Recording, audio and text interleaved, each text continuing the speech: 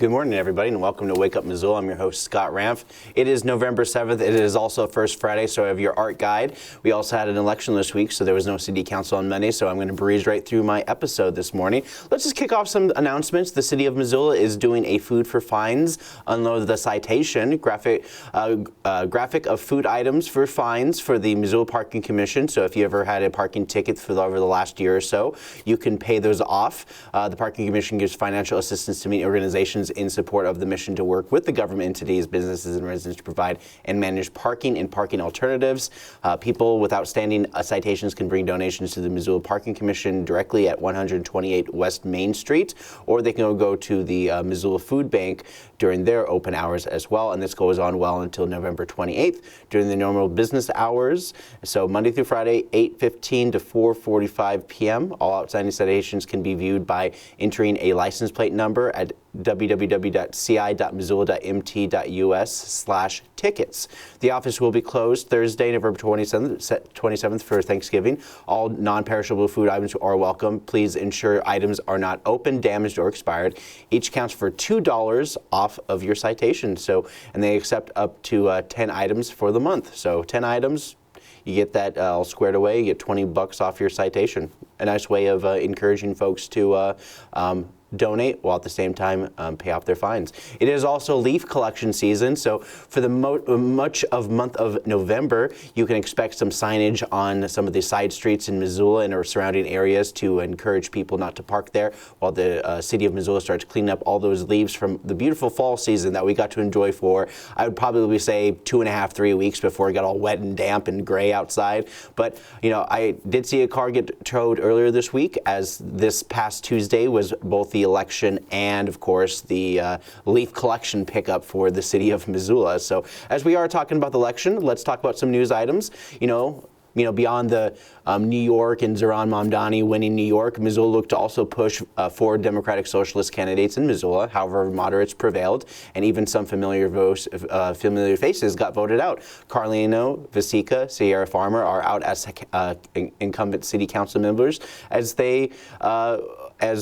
Farmer was the one to opt out directly. Sandra Vasica went up against Sean Patrick McCoy for round 2 this year, which ended the first time it ended in a tie with the city voting to keep her in a appointment, but Sean Patrick McCoy had a fairly wide margin against her. Kristen Jordan managed to hold on her seat in Ward 6 and has been outspoken against many policies and is one of the few backed candidates by the Democratic Socialists of Missoula, which were formed in 2019. Fun fact. The mill levy as well was a big thing to help bolster bridges, roads, and further down the line become a little bit more independent for the county. Failed, so which would have bolstered roads, and that would have essentially cost most households in Missoula in the county about $26.18 a year. So the big loss would be the backed Democratic Socialists, which had one of their 4 candidates back with Kristen Jordan. Their goal is to help people struggling with housing issues and counter the plans the city has in addressing the increasing affordability issues of Missoula. Moderates won this election with Jennifer Savage taking Daniel Carlino's seat after she vacated a seat in Ward 1 and then ran for election in Ward 3 as she moved there during the election season. So it was very interesting to kind of see that. So Betsy Kraske was sworn in Ward 1, and she's important because she's going to be representing Ward 1 as soon as the next city council meeting, where she'll be sworn in by city government. This was a part of the city's attempt to make it easier to expedite the process in filling in Ward 1 seat without directly having to appoint somebody and then having them vacated as soon as they get their new elected position. So many who have outspoken during public comment have been growing frustration with the city, but many folks outside the chambers agree that more predictable government, and while things won't change the trajectory of the Missoula as of now, the mayor will address budget concerns going into the next budget season next year. Mayor Andre Davis won the mayoral race against Sean Knope with 10,000 vote lead. Other cities in Montana also held elections with numbers very close in Great Falls and Billings. Bozeman also had their ward ballot election, which failed, and many people were informed about this through the Montana Free Press on how it would have converted water funds to bolster affordable housing. This failed with over 70% against the measure. As we talked about local and state elections nationally, these elections bolstered the first Democratic Socialist, Zohran Mamdani, in New York. Virginia and New Jersey governors won in favor of Democrats. California passed Proposition 50, which would allow their state to redistrict and pack up their state to essentially have that 2/5 majority, allowing them to basically edge out 5 more seats that the GOP have retained in California for all these years. These were reactions in the Trump gerrymandering in other states like Texas that gave that 2/5 majority advantage for the GOP politics. It's essentially a traditional GOP-leaning districts and add portions of other districts that are left-leaning to break them up. Montana had similar redistricting issues where Missoula was kind of separated from many of the other larger cities like Bozeman and other places that would have been a little bit more left-leaning, but as a result, it would split down more of the the line across where the Rocky Mountains are, and east of the Rockies essentially would be the eastern district for our House Congressional, and the western part would be our part of it, which would be Whitefish, Missoula, Kalispell, and many of those other places that tend to be a little bit more right-leaning. Montana tends to be more left-leaning, with places like Bozeman becoming more liberal and other cities following Missoula's lead in affordable housing efforts. Mamdani, while in New York, has captured a place in politics. You know, it's one of the things that even internationally people are talking about it, because not only is he made this kind of like presence within the Democratic Party, he's also kind of broken a lot of barriers along the way. Not to point out the fact that he's Muslim, but the fact that he is representing a different kind of Democrat, a little bit more of like a Bernie 2.0 kind of feeling behind this. And you know, it's the same kind of thing too. It's Dems have had their problems with messages of not the other guy, as the GOP have always kind of played that card for most of their time of being against Democrats in that regard. Honestly, for the first time in a long time, Mamdani not only managed to deliver a message, but motivate the state's governor to play ball. While freezing the rent and free bus services seems like pie in the sky ideas, the Metro Fund that Cuomo stripped away may be reinstated and the subways cleaned up with the budget behind it. The biggest challenge will be to convince the powers in place to double rich people's taxes from 1% to 2%. That's the biggest concern of billionaires had against Mamdani, and as he put it, they spent more on defeating me than they ever had to pay in taxes. And speaking of money, Michael Burry, you might not know this guy, but he is buying into the failure of NVIDIA chips as they peaked more than $5 trillion last week. This is a guy who called the 2009 housing crash and was heavily featured in the Big Short movie by Adam McKay. His stock trading bets on the failure of the U.S. economy, and even got Warren Buffett to buy in on that just last year or so. Burry played a long game, and while the housing crash happened, many were concerned that this kind of betting was considered unsafe and at times psychotic for a firm to invest in the failure of a market housing, which was always strong at the time. The AI bubble is one of those big, promising, and problematic, as regulation just simply doesn't exist to a point that many companies are cutting jobs. DeepSeek is one example of affecting those funds, because it really kind of showed that the AI bubble is all, you know, the whole point of DeepSeek in China is that they made a whole AI system with a couple months and a couple $1 million, as opposed to many of the American efforts, which have dumped billions of dollars into this industry. So that realization kind of showed that AI itself has some problematic things moving forward. Many other markets are dependent on this AI bubble, as every company is trying to buy into a technology that will cut jobs and increase the economic divide, essentially getting rid of white-collar jobs. Call centers, online chats with reps, and even emails with many organizations, from political, private, to public and nonprofit organizations. AI will pretty much do away with a good chunk of those extra jobs. Even newsletters are being written by AI for a lot of these nonprofit organizations. And so Montana Free Press worked on a story about Montana roads for the last 5 years and found a clear picture on crash data.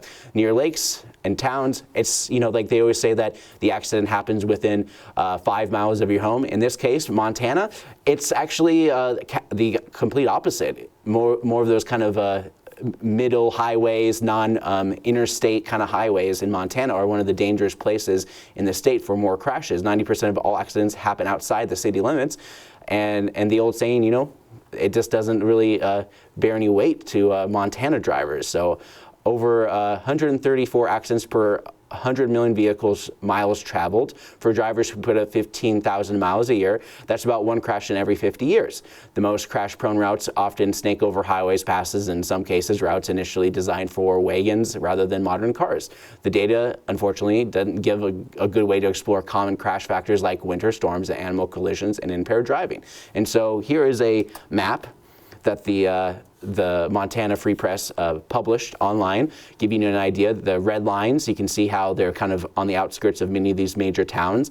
You can see a big chunk of them happened between Helena and Great Falls, with some places just outside Bozeman. And not to mention, they really highlight the fact that there is a pretty damming road between Bozeman and Livingston tend to have problematic at the halfway point. And for my buddy that lived and commuted there at some time from Livingston to Bozeman, because people who technically work in Bozeman have a tendency to buy a house in Livingston. Think about that, but that's a whole nother story. But regardless of that, the ride is pretty treacherous, especially during those peak winter seasons where the winds get pretty intense down there. And so the lesson from the study shows that major interstates are safer than the typical highways in Montana that are centered on Montana Department of Transportation's lap. That is another big example of U.S. Highway 93 north of Missoula, Idaho border, containing its winding 3-mile section of road. The Lost Trail Pass has suffered accidents at nearly 4 times the state average. Another stretch 8 miles further north, starting at Sula, also sees high crash rates over the 3 times the typical rate. This really shows the dynamic of western and eastern Montana, as mountains require winding roads and bridges to cross some of the rougher areas. Eastern Montana is so flat and open that crashes are few and far in between. Jacob Olness, wrote a piece on, and MDT has a 160-page report called the Highway Safety Improvement Program Manual, which kind of dives more details into this information. While this is ongoing and going, SNAP benefits are going on to their experimental month of federal judges being like, hey, you got to fund these programs, and that's basically where they're at right now. So it's like courts basically told him they has to do it, and Trump did concede at some point, saying that they would partially fund the SNAP. So regardless of all that's been happening with that, there's a lot of stuff happening, but not so much in terms of what should be happening, if you think about it like that. Trump sparked widespread confusion earlier Tuesday when he appeared to abruptly reverse course on the administration's funding plan, writing on a Truth Social that SNAP will be given only when those radical left Democrats open up the government, which they can easily do, and not before, end quote. The administration is tapping into roughly $5 billion contingency funds to support partial benefits into November. The Department of Agriculture, which oversees SNAP, issued guidance earlier Tuesday to states for distributing and partial payments. So there's some things moving. It might just be one of those things that November might be another another standalone kind of time frame for the government to kind of figure out what they're going to do. But at the same time, they have even more feet to the fire as they go further into the shutdowns. As airports are happening in 40 targeted airports across the United States, the FAA, is imposing a flight reduction to relieve pressure on air traffic controllers who are working without pay during the government shutdown and have been increasingly calling off work sick. The move comes as the Trump administration is ramping up pressure on Democrats in Congress to end the shutdown. This is where the rubber really hits the road, as over a month without pay, you can only retain furloughed employees that have more power in staying home in protest, as leadership shortcomings has resulted in lackluster services and reductions. I did see a video just recently of people showing a line in Texas, one of their airports, where they're driving by their one of those light rails that go from one terminal to another, and they just saw just an exorbitant amount of people, thousands, just waiting in line. And so here are some of the airports that are going to be affected. So this is one from AP News, and the source were from the FAA and the graphic by Phil Holm. So you can see like Seattle, Denver, Los Angeles, Dallas, Houston, Detroit, Chicago. I mean, basically many of those major city hubs are being highly affected by these closures and shutdowns. I mean, this is just even part of the story. As you know, just in time for Thanksgiving holiday, perhaps these shutdowns will end, but it just seems like they never negotiated or even teased anything that was going to happen. And even Speaker Mike Johnson has encouraged these shutdowns until Trump gets what he wants, which is pretty much to do whatever he wants, despite the fact that legislative powers are their own and the executive is his alone for a reason. And it seems like the judicial branch is the only one working to keep these programs going. And yeah, and speaking of programs, up next we have 7 new programs that just dropped this last week on MCAT. So here is a little taste of what you guys can enjoy right now on MCAT TV Missoula on our YouTube channel.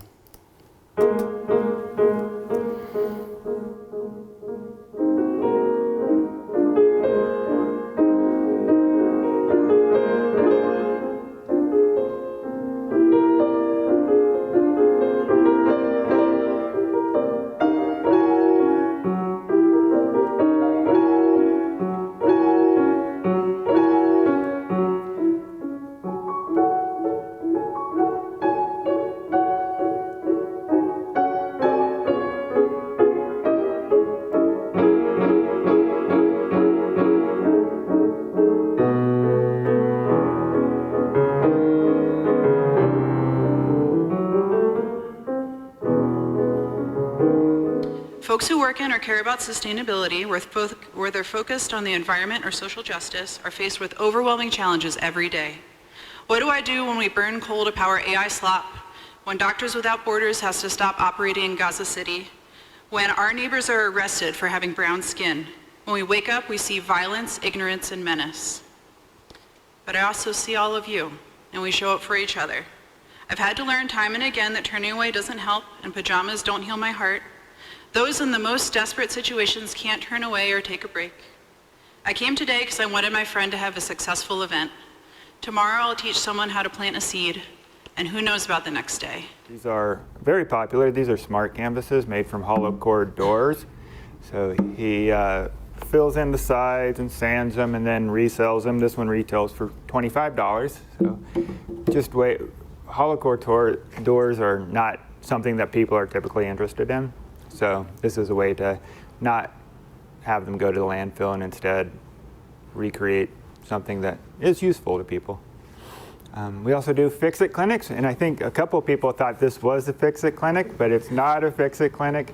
We'll be having a fix-it clinic in December, and please feel free to sign up for our newsletter or check our website for details on that. This is the time for resistance. This is the time for grassroots communities to organize and lead. Relying on the systems in place isn't enough, and we're seeing their fragility. Everyone in this room is here to move the needle on affordable housing, to shelter and support our neighbors, and lead with community control. The CLT movement offers us a container for our own revolutionary efforts, and we hope that the energy cultivated here in this conference sustains us in this good fight. So in the words of Adrienne Marie Brown, an organizer themselves, our radical imagination is a tool for decolonization, for reclaiming our right to shape our lived reality. Preparing your home for wildfires also protects your neighbors' homes, and it protects first responders. First responders are facing, in this wild and urban interface fire world that we have now, they're facing some pretty extreme and dangerous situations.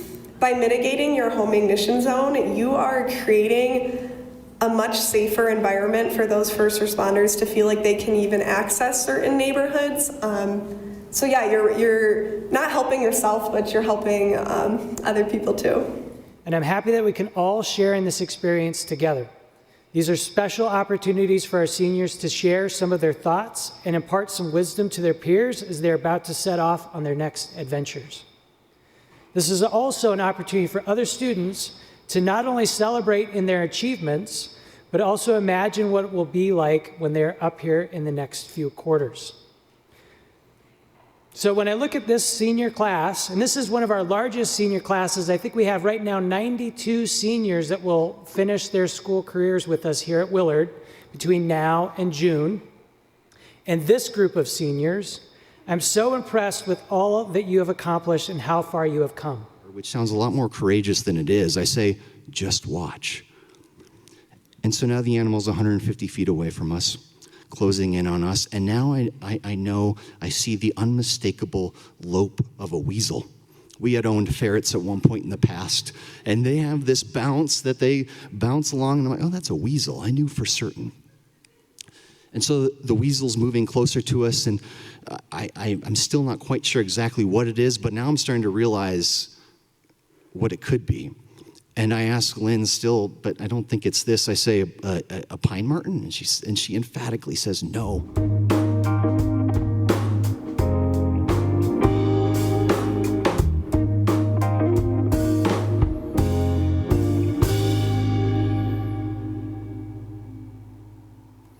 Hey guys, welcome back. Let's talk about some movies that are coming out this week, and it's time for Pre-Critic, where I prejudge a movie based on absolutely nothing but my biases towards movies.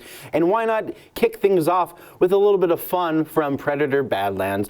Have you ever been the villain of a movie for so long? You're your species and you're an alien that hunts like humans for sports, and then you're like, I don't know, like, okay, and then like somebody is like. You know, what if we wrote a story based on the perspective of the alien hunter? So this is what you get. Alien Badlands, we dive in a world of predators where he's marooned on an island where not even a regular predator could survive on there. So they gave him a retcon name and retcon back history and retcon, you know, the honor of basically they made them Klingons. They basically said, let's just take a Klingon lore of, you know, warrior pride, hunters, all that kind of stuff, and just put it on this guy. So there you go. You got your Klingon, and then he hooks up with a half-robot Banjo-Kazooie kind of situation with one of the Fanning sisters. Watch as this alien is the protagonist as they fight to prove that they are the hunted and not the hunted. Or on the planet, that is basically either going to be his rite of passage, most likely, or die trying, which, you know, the movie would be pretty short. So that's what you can expect from this movie. A lot of action. All right, then we got Nuremberg. You know, you like the nerd that brought you Oppenheimer, now enjoy a bureaucracy of evil from one of the worst political parties on the planet. Nazis. Nuremberg is a famous trial that used the due process to convict and condemn those who claimed that they were following orders during World War II and some of the horrific war crimes. So Oscar season's in the air, and, you know, the best way to get an Oscar is to throw in a Nazi or two in there. All right, then we got Die, My Love, or, you know, break up like normal people. You need you don't need a lot of fanfare, but since this is a movie, extremes have to be taken for folks who watch this thriller about a woman who goes crazy living alone in Montana, because you know how Ernest Hemingway moved to Idaho, and you know how that went in the end. So watch as this lady drags her daughter into a mud of her delusion as she does something that even her boyfriend's like, come on, just talk to me. You always do this. And so that's the kind of the movie you can expect from there. Christy, watch the first female boxer to do it famous enough. Watch Sydney Sweeney get punched and punched more in this movie about the struggles of being a strong, independent woman in the early 90s. Women's MMA only got popular in 2012 and took a while to convince people that women can beat the crap out of each other. As in getting punched and being paid for it. You know, some say the last punch can be heard across the Bay Area. All right. Then we got Sarah's Oil. A young black girl in the 1900s territory believes her land is filled with black gold and is proven right. That's basically the synopsis. It really is like one of those short synopses. But I like to think this is like a prequel to Killers of the Flowery Moon, because this actually happens in Oklahoma Indian Territory, and she finds oil in that era. It's like, wait, if you look at the dates, is this like... But this is a family kind of drama-friendly movie about finding oil and getting paid. Not the aftermath where you got a bunch of white guys who come in and try to marry their way into the families and kill their wives in Flowers the Killer of the Moon. Anyways, Grand Prix of Europe. So, you know, it's a Prince and the Pauper situation for this animated movie about an aspiring wannabe driver who basically looks almost exactly like the main driver guy. I think there's a Disney movie about, dirt bikes and stuff where she cut her hair short, pretended to be a guy. That's very much like this movie, coded in that way. But, you know, something tells me she does a good job enough to get the chance to perform for real in the grandest of grand races without faking who she is, and proves that she's a real racer. She's always meant to be. There you go. Those are the movies that are coming out this weekend. This one was actually a special request from my coworker for Dub and Stuff, and so our next Dub and Stuff movie is called Manos: Hand of Fate from the 1966 movie. All right, ladies, we gotta figure out what we're gonna have for dinner tonight. I was thinking about ordering out since it's the only way we can do things since we are technically out. So what do you think, Marilyn? I want some fondue and foie gras, and perhaps maybe even some chips and dip on the side of tamale. Ah, that's way too fancy. Let's just get sandwiches, vegetarian and meat. Anybody can decide. It's that simple. It's not that hard. Back me up, Kelly. Don't just sit there. Well, something fancy doesn't sound so bad. Maybe a little mixed of everything. I'm pretty sure we can compromise Pizza. What is this? All right, I'm standing up. We're gonna get pizza. Pizza sounds okay. We can get all sorts of toppings on pizza. Each of us can get our own slice or own pie of pizza, and we can eat it individually if we want to. We can even get gluten-free for Marilyn, because she likes that whole crap. Well, from what I hear, kale is out, gluten is in. What do you think, Kelly? I don't know why everyone just assumes I'm going to choose for everyone. Kelly, you're the most competent of the rest of us. You know exactly what we want. You can choose correctly. Just choose already. You're the one. Come on, look at me. I'm wearing hands on this shirt. Yeah, thing. come on, come I on. think the dress code. You know what? I don't think you guys deserve to eat any food. We came all the way here to have a bonfire. Maybe we should just have the bonfire by itself. I'm leaving. See, this happens every time. Marilyn decides for us, and then we all get into this huge fight. I'll say this one last time. We're not going to order anything. It doesn't matter. And besides, it's on my dime anyways. I'm the one that invited you are. Come on, goat. You guys see what you made me do?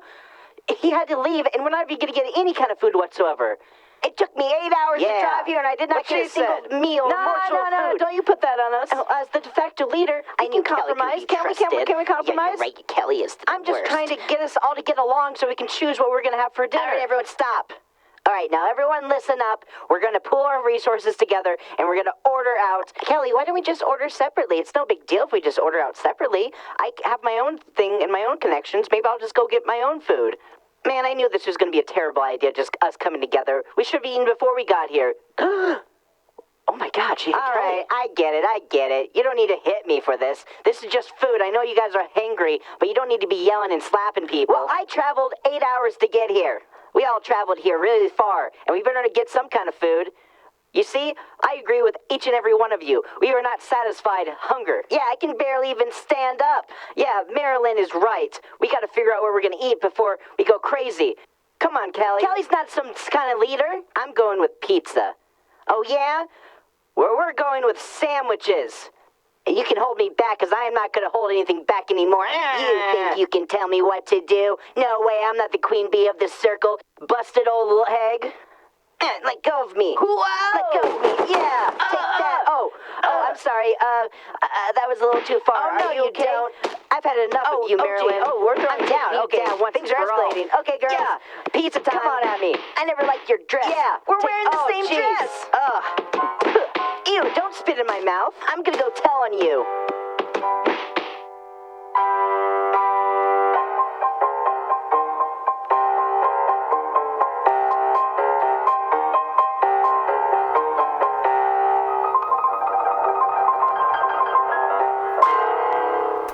Hey guys, welcome back. Let's talk about some art. Yes, it is your art guide for what's happening in the downtown Missoula area tonight for your First Friday. First Friday is an event that Missoula has been putting on for well over a decade now, which encourages museums and other art installations to open their doors, serve hors d'oeuvres and wine, just to get people to enjoy the downtown experience while at the same time appreciating the arts. And kicking off is this art installation that's happening at the Montana Museum of Art and Culture. Standing in the River, Sarah Mast at the Montana Museum of Art and Culture at the University of Montana. It is a free public Friday reception featuring light hors d'oeuvres and artwork that views the standing river, homage to the legacy of Christy Hager, and selections from the permanent collection, Krista Ames sculptures and prints from the Ackerman Foundation. The Artist Collective and UM Student Group will also be hosting the very first drop-in craft night in the basement library from 5 to 7 p.m. The space can accommodate low mess, non-liquid craft projects. Spots are limited, and you can RSVP on MissoulaEvents.net or Missoula, Montana Museum of Art and Culture. Then we got our next group happening at the Clay Studio Missoula. This is called Burn After Making. It's a University of Montana exhibit. This is works by students of the University of Montana graduate and post-baccalaureate programs in both ceramic and sculptures. Artists include Nugent Seeley, Lane Chapman, Ty Grundam, and many, many more. This exhibit highlights the creative vision and dedicated fostered within the university on Montana's School of Art, which emphasizes experimentation and personal expression. The works on view span a wide range of approaches and forms, contemporary functional potteries to sculptures and mixed media exploration. And this exhibit will be on display just before the Thanksgiving holiday. All right, then we move on over to the Confluence Center. This is Reyes de Rama. The Confluence Center, Torrance, is a thrill to present the magical evening of art and community. They're going to be featuring Latin artist Chrissy Ramirez and meant to coincide with Dias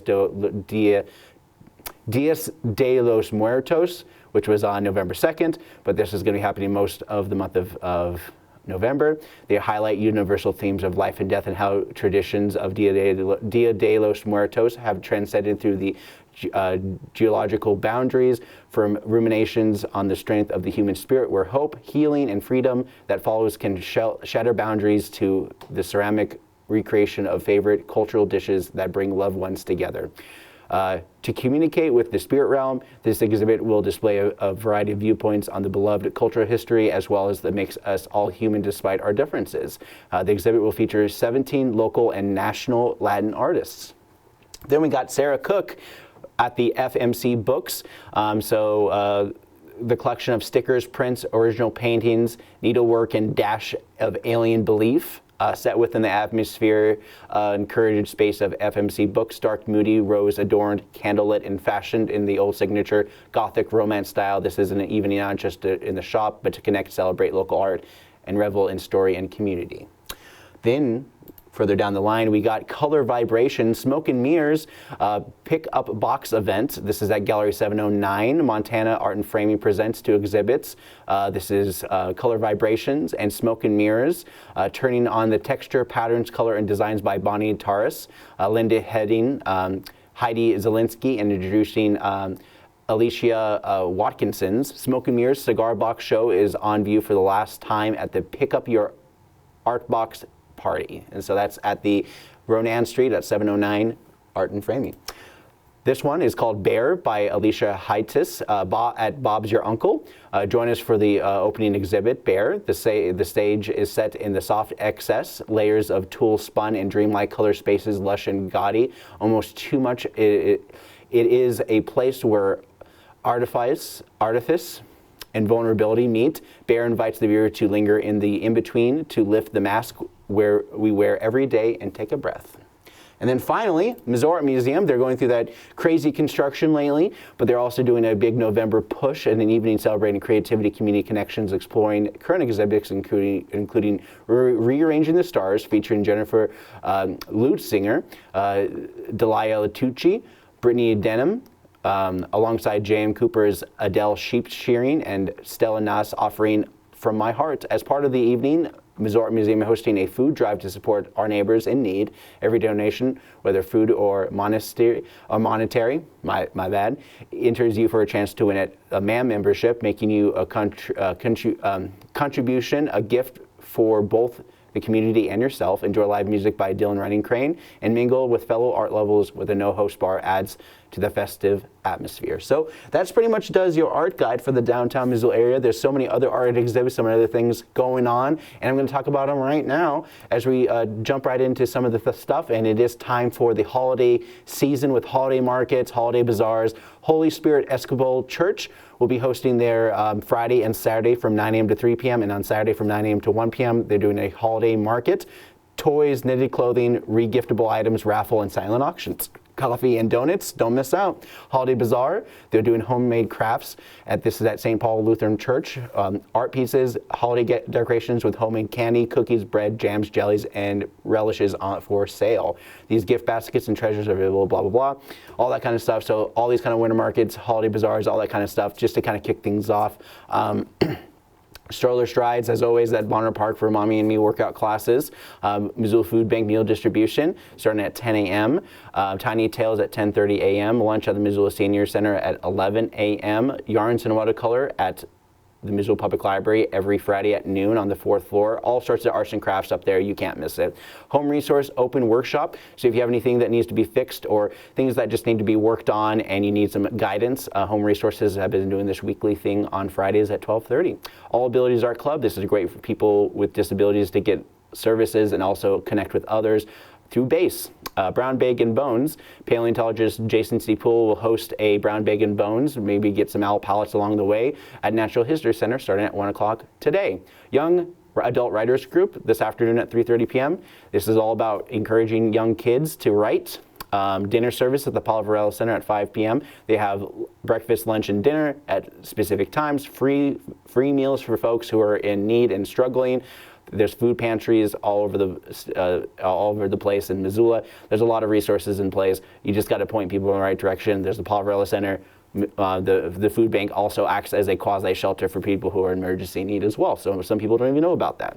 Volume Room is going to be opening a free jam for their first Friday event. So Volume Room will be open up and they'll just encourage people to come on down and jam with some music. T. Cordeline Borealis is the Blaze Star. This is part of their outdoor, in the Payne Family Native American Center at the University of Montana. Investigate the astrophysics of T. Cordeline Borealis, a reluctant nova system in a summer night sky expected to erupt again. The event starts at 6 p.m. They also have a show at 7 p.m. as well, and this is going to be happening on December 5th and 6th at 7 p.m. D&D Guild for Adults. Missoula Public Library hosts this online at 6 p.m. Live music with the Queens and Mr. G at 10 Spoon Winery. Regal Ensemble Series 2 concert. St. Francis Xavier Church playing some classical music there. Karaoke at the Jack Saloon tonight at 7. Cast from Canon. Zach, from sitcoms to superheroes, cartoons to cult classics, no reference is safe in this wild ride through the infinite realities. It's pop culture, convention explosion on stage, and multiverse is having a party. Buckle up, reality is broken, and it's fabulous. And that's the show that's happening for an 18-plus cast from Canon at Zach at 7 p.m. Country Swing class at Showtime Academy at 7 p.m. Learn about country swing dance. Owen Ross and the Missoula All-Stars will be performing at Cranky Sam Public House. Rhino Ross Night, benefiting Glacier Ice Rink for every pint sold at the Rhino. They're going to be benefiting the Glacier Ice Rink. That's part of their first Friday event. Lou Bow is going to be at Old Post playing some jazz music at 8 p.m. Rick Monroe featuring Scott Bartlett will be at Rustic Hut playing some country starting at 8 p.m. They got Jam Session at Old Beck VFW Post at 8 p.m. Josh Farmer Band is going to be at Union Club at 9 p.m. Back to 80s karaoke. I don't even have it there. My bad. Moving on. Magoo at the Top Hat is going to be performing there at 10:30 p.m. to wrap up your Friday. And as we get into Saturdays, it's cold out there, folks. If you're looking to find some indoor fun and activities, Mismo, Sports Barn, Get Air, Roots Acre Sports Center, Currents Aquatic Center, YMCA are all the indoor fun things that I can think of kind of off the top of my head and just slowly accumulating. And these are great indoor activity, fun spots for your kids to stay active while at the same time not suffering from the elements. Line dancing at Missoula Senior Center at 10 a.m. This happens every Saturday. Lichen Field Day with Tim Wheeler. Montana Natural History Center is hosting a deep dive into study of lichens and never look at your forest the same way again. The Missoula Valley has a high diversity of lichen species and an array of beautiful forms. Learn about the ecology and biology of lichens. I'm totally butchering that. I know that. Join for the Fall of Lichen presentation by Field Trip by Tim Wheeler. He's the best of it. He studies it. And mycologist from the University of Montana will begin the classroom with an introduction to lichens slideshow following a walk along the Kilmoon Shore, exploring all sorts of animals and creatures and flora and fauna.